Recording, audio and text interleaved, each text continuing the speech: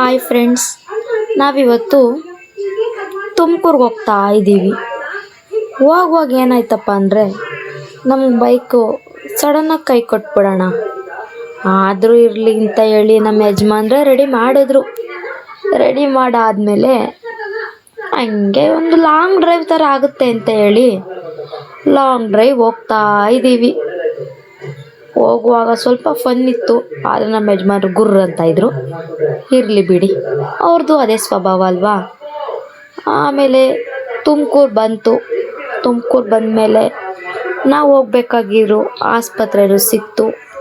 ಆಸ್ಪತ್ರೆ weight ಮಾಡೋಂದ್ರು, ಮಾಡ್ದೋ.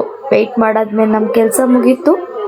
So ನಾವು ಮತ್ತೆ ನಿಟ್ಟೂರಿಗೆ ಬಂದಮೇಲೆ ಮನೆಗೆ ಐಟಮ್ ಬೇಕಿತ್ತು, ತಗೊಂಡಾದ್ಮೇಲೆ ನಮ್ಮ ಯಜಮಾನ್ರು ಕಿಟ್ಕೆಟ್ ಬೇರೆ ಕೊಡಿಸಿದ್ರು. ಇರಲಿ ಅಂತ ಮಾಡಿಕೊಂಡು ನಮ್ಮ ಮನೆ ಕಡೆ ಬಂದು